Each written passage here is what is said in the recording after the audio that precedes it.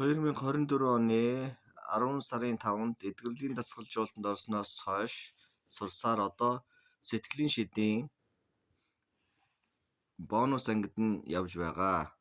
Энэ хугацаанд сурсан зүйлээ бусдад заан чиглүүлж чадна гэж бодож байгаа. Эдгэрлийн дасгалжуулалтанд орсноор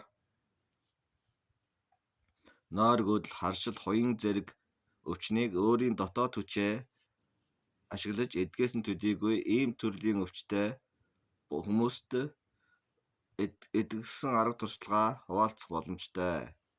Сэтгэлийн шидэд орсноор одоо амьдарч байгаа газраа цахилгаан худаг зэрэгтэй болгохоос гадна санаа нийлсэн хамт олонтойгоо цаашид жаргал багшийнхаа хөтөлбөрийг дэлгэрүүлж ажиллах хүсэлтэй байна. 2013 оноос Сангийн Архан дүүргийн 21-р хороо Жаргалан тосгоны Тархтай ам хэмээх газарт амьдарч байна.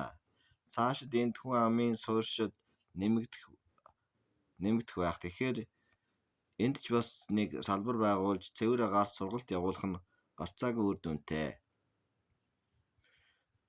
Миний бие сүүлийн 2 жилд ажиллаж байгаа Инчон мөрөөдлийн төгөл хэмээх мод үржүүлгийн ажил амжилттай хэрэгжиж олон мянган мод тарьсан бүлгөө.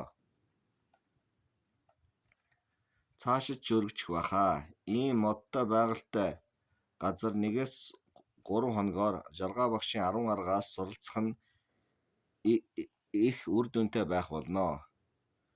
Энэхүү жаргалан тосгон партизан нь сүүний хүрэхтэй газраа. Тиймээс байгалийн гаралтай сүүл зүүн бүтээгдэхүүнээр суралцагчтай хангах боломжтой.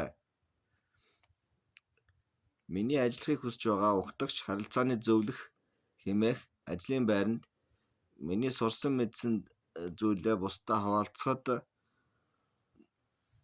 бүрэн хангалттай гэж үзэж байна.